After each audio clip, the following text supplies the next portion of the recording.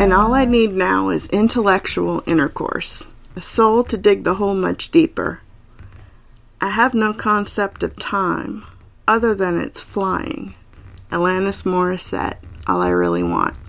I chose this quote because it's something I'd read in the Guardian article written on the 20th anniversary of the novel's publication last year, linked in the show notes.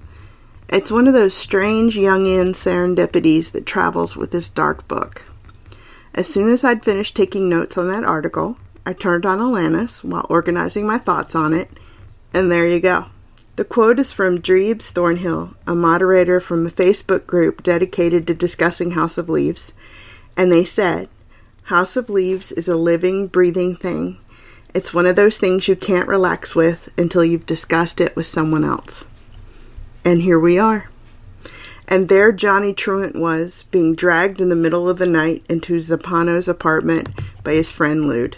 And going back to that dank, thought-haunted apartment, I wanted to briefly re-explore some phrases and thoughts from the introduction before we move on. I reread my notes, and I'd left some intriguing things behind. One is a fun reference to a horror movie, which there are many throughout the novel, direct and oblique. This one was the direction to Zappano's apartment. It was the last door on the left, which my Scream Queen mind saw as a reference to Wes Craven's infamous 1971 movie, The Last House on the Left, a movie about getting lost by getting hooked up with the wrong people, and about a proper white suburban nuclear family actually being dangerous. This is a signpost to later, as you'll see. The next is just a phrase I liked that Johnny used to describe Zappano's apartment. The scent of human history. That's delicious. So evocative. And in that apartment, he saw the deracinated details of Zappano's life. Not a word I was familiar with, so I looked it up. It means uprooted from one's natural environment. Appropriate to this novel, as you will see when we talk about the Navidson family. And also a lovely word to use to describe Zappano's nest of an apartment, which he'd filled with books, papers, and information from elsewhere, wall-to-wall obsession. As Johnny Truant said, there were even books in the refrigerator. Another phrase Johnny used, this time to describe the Navidson Record as he found it in the apartment, quote, "lost in the twist of so many dangerous sentences." The first labyrinth in this novel. Finally, two more things were mentioned in the introduction that sent me down a rabbit hole. The first was a reference to the Maginot Line. It's a metaphor for expensive efforts that offer a false sense of security. The actual Maginot Line was a huge barrier of concrete fortifications and obstacles, plus weapons installations that were set up by France in the 1930s on their side of the borders of Germany, Luxembourg, Italy, and Switzerland to deter Germany from invading. It was based upon France's experience with trench warfare in World War I, so it did not extend to the English Channel. So it had a big old hole in it, basically, in my limited understanding of warfare. Whoops. The other was Johnny Truant's reference to Joel Peter Witkin. Joel Peter is hyphenated.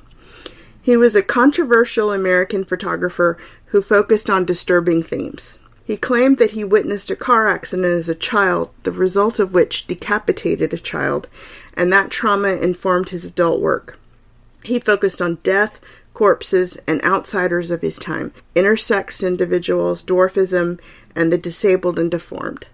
He also liked to photograph his subjects in religiously inspired tableaus, like The Last Supper. There's a documentary about him and his work called Joel Peter Witkin, An Objective Eye. I'll link to it in the show notes. Both of these references are definitely intriguing given this novel's themes. Untrustworthy safety, spending a lot of money and effort to find yourself back where you started, thinking you're safe because of your white picket fence barrier, disturbing images of the outsider and things maybe we would rather not see, and this will make sense in a moment with regard to Will Navidson. Can we trust images? What is too upsetting to witness, photograph, film? Quote, Zappano writes constantly about seeing, what we see, how we see, and what in turn we can't see. Over and over, in one form or another, he returns to the subject of light, space, shape, line, color, focus, tone, contrast, movement, rhythm, perspective, and composition, none of which is surprising considering Zappano's piece centers on a documentary film called The Navidson Record, made by a Pulitzer Prize-winning photojournalist who must somehow capture the most difficult subject of all, the side of darkness itself. Now we delve into the unique structure of the novel, which is often what puts people off from reading it. I've heard it called everything up and down the spectrum: intimidating, precious, fascinating, self-indulgent, obnoxious. The technical name for it is ergodic. Ergodic. Here's where you allow me to get a little quote-unquote precious or self-indulgent and dive into this concept. It's defined by Epson G.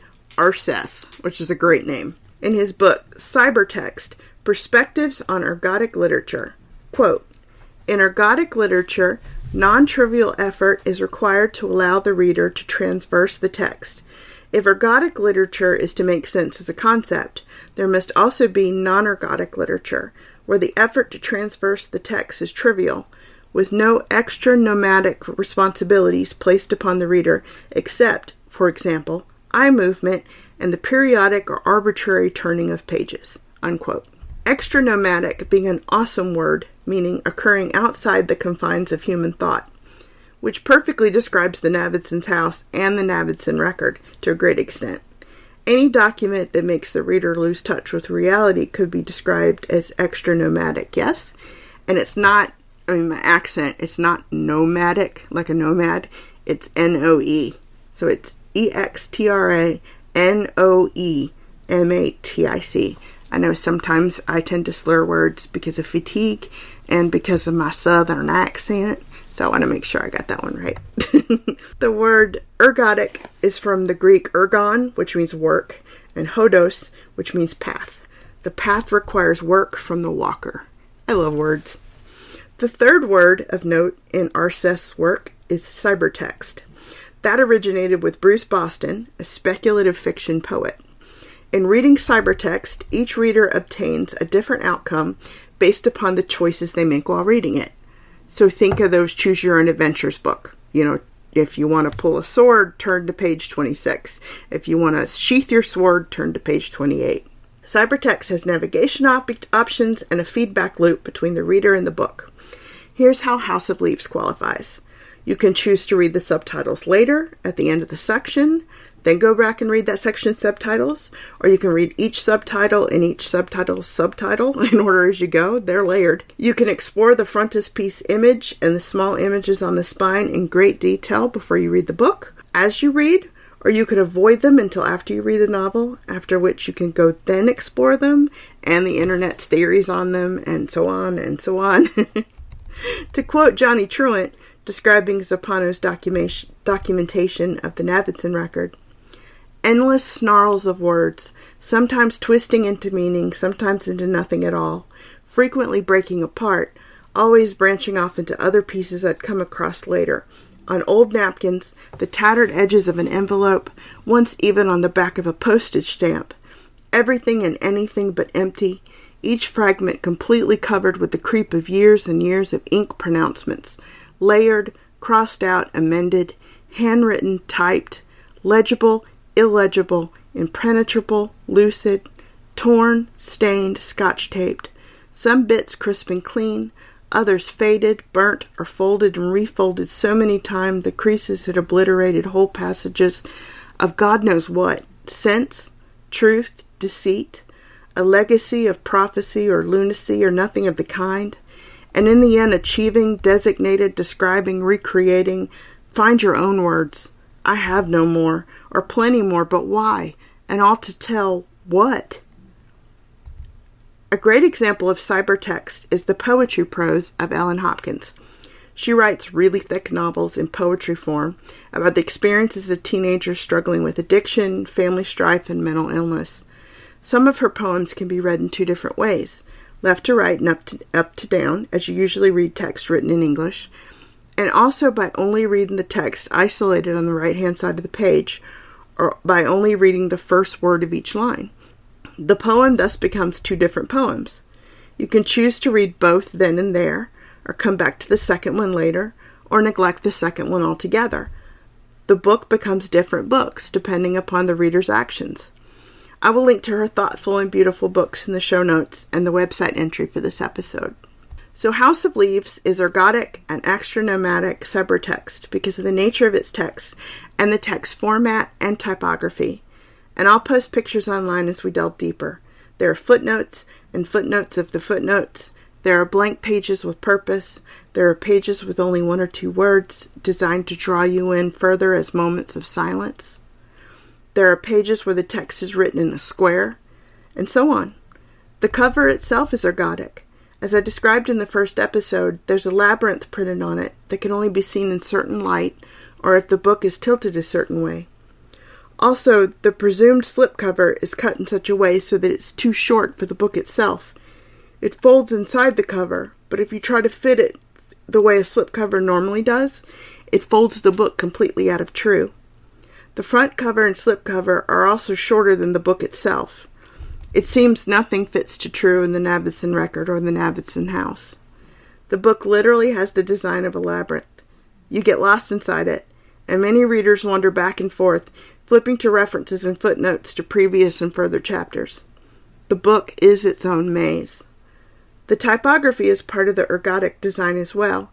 As you begin reading the Navidson Record itself, you'll see a footnote from the quote-unquote editors that notes and footnotes from Zappano are in Times font, and footnotes and notes added by Johnny Truant are in the same typewriter font, Courier, as the introduction is. Other examples of ergodic and extra-nomadic literature. The Griffin and Sabine series by Nick Bantock, which involves, amongst other things, a collection of physical letters and envelopes between the two characters that the reader must physically handle and read. And Marisha, I hope I'm pronouncing her name correctly, Pessel's outstanding novel Night Film, about an underground film that supposedly makes the viewers insane and the search for its missing filmmaker. And Vladimir Nabokov's Pale Fire. One could argue, given all the French used and deeply layered literary references, that Nabokov's Lolita and his Ada or Ardor, a family chronicle, are on the ergodic continuum, because they require work from the reader. I have linked to all these books in the show notes as usual. There's a list on Goodreads of ergodic literature that you can vote upon and add to. I've linked to it in the show notes as well. I have not read the Griffin and Sabine series, but it's always been on my TBR list. I have not read Pale Fire either, but it's on my bucket list. Lolita is one of my favorite novels because the language astounds me, and it's taught me a great deal about writing and psychology. I recently read Ada or Ardor and learned the proper pronunciation of the title to properly enjoy all the wordplay and puns. It's Ada, not Ada, as it looks. You rhyme it with ardor. It, along with all of Nabokov, is on my bucket list, and it blew my mind. It did require a great deal of work, and I'm not done with it. I'm not done with going through all the cultural references I didn't quite get, and the appendix written as Nabokov's alter ego, which explains all of the French and Russian expressions and the multi-layered puns in the text. It's incredible, but it's not for everyone, because it's a very peculiar novel about a rather disturbed family, and it contains heavy themes of suicide and incest, so just a heads up. Anyway, meandering back to the Navidson house and the Navidson family. And just a note, I'm not sure if I'm pronouncing that right, but I'm going to continue saying Navidson, because there's a note that in one of the films, Karen referred to Will Navidson by the nickname Navy. So I'm not sure if it's Navidson, but that just feels really awkward in my mouth. So I'm just keep saying Navidson. I apologize to Rabid fans if I'm pronouncing it wrong. The social impact of this novel when it was first published was unbelievable. I was on LiveJournal then, back in those days, and LJ exploded with this book. Suddenly everyone was obsessed with the book and Poe's companion album. On LiveJournal, you could add what you were listening to with each post, and everyone's post had some track from the Haunted album suddenly. Someone learned how to make words different colors, which was high technology back then on Humble LJ, and passed it along, and every post about House of Leaves had the word house in bright blue. Obsession. The posts are probably all still there from everyone who left their LJ up in public, so you can have fun searching livejournal.com or searching the Wayback Machine for the other popular blogging sites back then, which were Blogger, Text Pattern, and TypePad. As I said in the first episode, the book begins with the quote, "This is not for you." And the internet took that challenge and ran with it. Never tell a young blogger not to touch something. This is a quote from the Guardian article that explored the impact of the novel 20 Years On last spring, and the link's in the show notes. Quote, 2 decades on, Daniel Elsky sees his relationship with his first book as that of a slightly distant parent. Look at it this way, he says. House of Leaves is a kid. I'm that kid's dad. By now that kid has made a lot of friends, forged close ties, has a multitude of personal relationships I know nothing about. Now and then, my kid's friends think it's cool to meet the dad, but they don't want the dad hanging around for too long. They're not friends with the dad, they're friends with my kid. I find this fascinating, especially given the Facebook group's moderator's quote about the book being a living, breathing thing. It's also a different take than most authors. It's really like he birthed it out of his head and his grief, and now it's free and sentient and separate from him. He did revisit his work on the 20th anniversary and reread it cover to cover. The article described it as, quote, re-entering the maze. He said, quote, I was proud, humbled, astonished, unsettled. At the end, I sobbed. Remember, this novel and Poe's companion album were birthed, so to speak, because of a death, the death of their father. That humbles me, frankly, to be allowed to share in their creative feelings. Thank you to you both. To swing back around to that quote I read, describing Zappano's massive documents about the Navidson Record that Johnny and Lou had found in Zappano's department, it describes a fascinating psychological symptom that hides in the dark corners of this novel. Hypergraphia. At the heart of the labyrinth of this story is the obsession with documentation. Zappano's writings, Johnny's writings, and Navidson's videotapings. You see hypergraphia in horror movies. The most recognizable and terrifying depiction is John Doe in the movie Seven. You see his writing in you discover hundreds of notebooks during the gorgeously awful main credits. His writing is cramped and voluminous and fills page after notebook with his obsessive thoughts that can't be stopped. Other horror movies, like 2011's Grave Encounters and 1994's In the Mouth of Madness, directed by John Carpenter, do you read Sutter Kane? Show it as a psychiatric hospital patient's compulsion as they are doomed to write on the walls and floor of their own hospital room. The drive to write is connected with the limbic system in the frontal lobe, the emotion and communication center of the brain, and its failure to properly communicate with the temporal lobe is the problem in hypergraphia. Hypergraphia is considered a psychological symptom rather than a disorder. As with most things to do with mental health, it's the amount to which the symptom is interfering with the activities of daily life that determine whether or not it's disordered. Thank you for allowing me to use my psychology and counseling degrees today. Hypergraphia is often seen as a symptom of temporal lobe epilepsy, as well as bipolar disorder and other manic disorders, schizophrenia, and dementias. Certain injuries to the brain can also cause the overwhelming urge to write. The blog Bipolar 101, linked in the show notes, talks about their own experiences with bipolar disorder and hypergraphia, and wonders about the age-old question of the relations between creativity and madness, and its relations to hypergraphia, which is a fascinating question for this novel. Would one need to be mad to go down this rabbit hole and chronicle the Navidson Record in writing? Would such hypergraphia drive one mad? Can you come back from such a journey? Think about it, and think about Johnny Truant's descriptions of it. The months and months of writing Zappano had to have done in that spooky, cramped apartment, alone. The only sound, the scramblings of the primitive spiders, the distant LA traffic, and the frantic scratchings of his pen against his notebook paper, his napkins, his matchbook covers. He was not only chasing a mystery, his brain was literally chemically obsessed with the activity of doing so. Who knows if he ate or slept? And the mystery itself, as we will discuss, was so disturbing that it was a waking nightmare. That hole doesn't have handholds to climb back up from, my friends. And Johnny Truant falls right in after him, as you will see when we begin reading the record. He cannot help himself from adding his own long and rambling footnotes. There was one more word I didn't recognize in the introduction, and it fits perfectly. Prolix. Prolix. Used by Johnny. It means tediously prolonged, wordy, tending to speak or write at excessive length. Quote, I could not stop, and it sucked me away from family and friends. Sensations outside of language dried up. Music became irritating discord. The visual world grew faint. Alice W. Flatterly, The Midnight Disease, The Drive to Write, Writer's Block, and the Creative Brain. Flaherty got the title of her memoir, interestingly enough for this podcast, from another sufferer of hypergraphia. It's how he described his obsession. And that would be Edgar Allan Poe.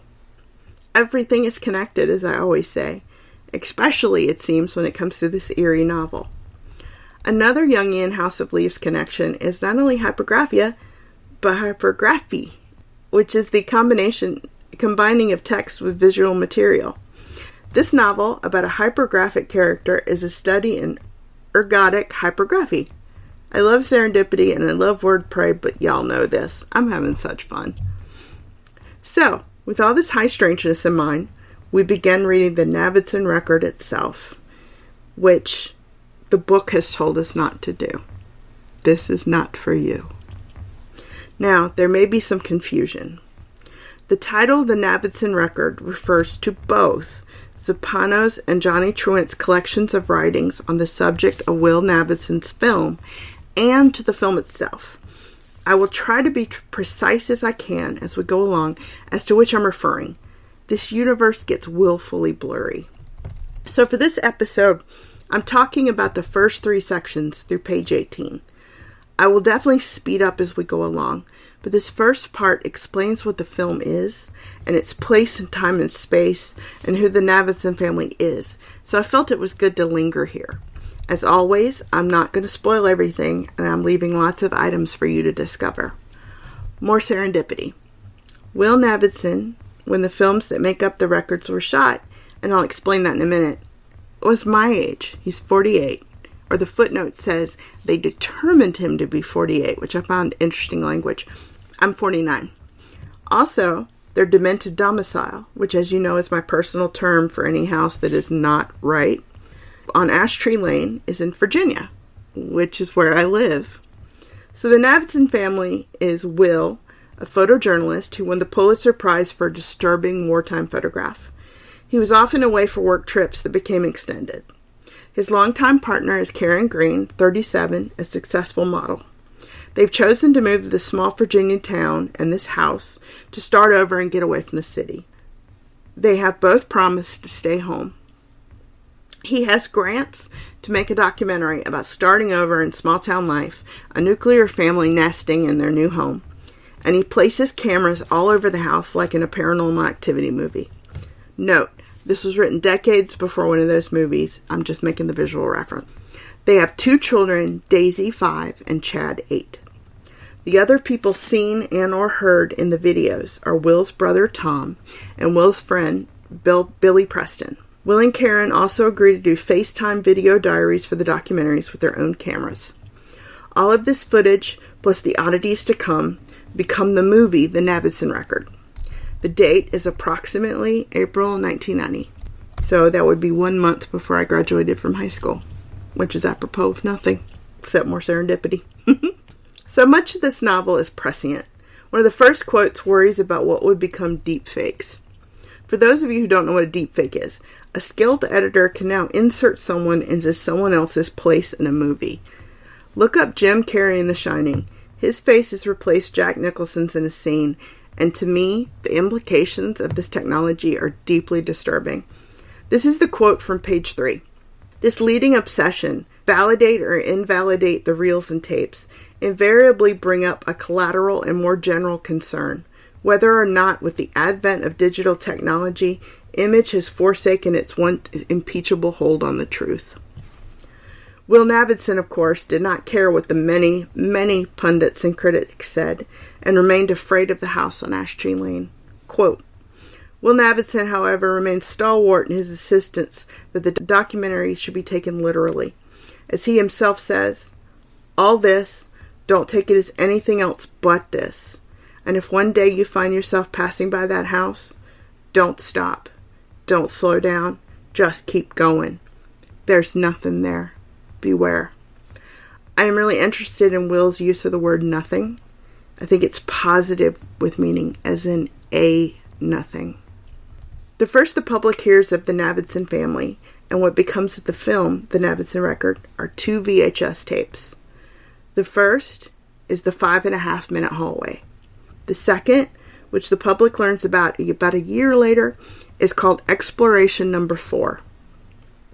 Keeping up with Poe's companion album, the first has a directly related song, which has intriguing lyrics given the family dynamic and the horror of the novel both, so I'll include them here. Quote, "I live at the end of a 5.5-minute hallway, but as far as I can see, you are still miles from me in your doorway. And oh, by the way, when the landlord came today, he measured everything. I knew he'd get it wrong, but I just played along, 'cause I was hoping that would fix it all. But there's only so far I can go. When you're living in a hallway that keeps growing, I think to myself, 5 more minutes and I'll be there. Inside your door, but there's more to this story than I've exposed. There are words made of letters unwritten, and yes, I forgive you for leading me on. You can think of it like this when you can't resist. I'm in your hallway standing on a cliff, and just when I think I can find the trick, I'm tumbling like an echo." I will very briefly summarize the 2 videos, leaving you to discover the creepy details. The first is a demonstration by Will, who's holding the camera, that his house is bigger on the inside than the outside. His friend Billy and his brother Tom are present, as well as Karen. There is a door that should not be there on the inside of an outside wall, and when Will opens it, there is a long, dark hallway. The second tape is disjointed and introduces someone else who names himself as if he's afraid he won't be found and talks of being lost. Holloway Roberts of Menominee, Wisconsin. You can hear Will talking about wanting to burn the house down, and you see blood and Daisy crying. This tape is quite creepy and has a found footage horror movie feel to it. I was curious, so I checked. The Blair Witch Project came out in 1999. Pantheon published this book in April 2000, but it had been circulating for longer before that. This may have just been something else serendipitous about the novel, or something else Danielewski foresaw, or both, or it may have been inspiration. I don't know. So people passed around dubs of these movies, and the crappier the dubs of dubs became, the creepier it got. For those of you who weren't around for VHS tapes or haven't seen The Ring, the more you watch a tape, the more you wear it out naturally, and it gets little glitches and such in the viewing. And then you copy it, and the copy is a bad version of the original. So people were copying copies, and the worse quality they were watching, the creepier the 5.5-minute hallway and Exploration 4 looked. 3 years later, Miramax compiled and edited these 2 tapes, and all the tapes from Will's documentary project, and put out the movie, The Navidson Record. So that's the movie version, as opposed to the paper version, written and compiled by Zappano and Johnny Truant. Note on the guy on Exploration 4, doing their ergodic work, I looked up Menominee, Wisconsin, because Menominee sounded like the word mnemonic, and I'm not pronouncing it right. I thought it was a play on words, but it's not. It's a lovely little town of about 16,000 people.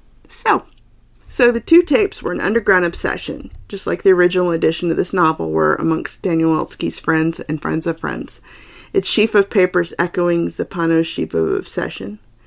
Documentary became an international obsession, everyone becoming an expert overnight on whether it was real or not. Was Will Navidson proving the existence of the paranormal with a real haunted house, or was this a professional photographer trying to trick the world for money and fame?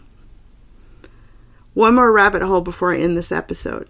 The Navidson Record begins with an appropriate quote, the line from the Beatles song A Day in the Life, "I saw a film today, oh boy."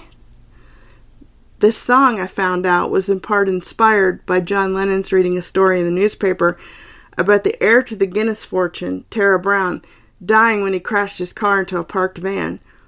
He changed that up into blew his mind out in a car. But that explains the lyrics. I read the news today, oh boy. So the quote that begins the Navidson Record refers to a fatal accident. There are no coincidences in this novel.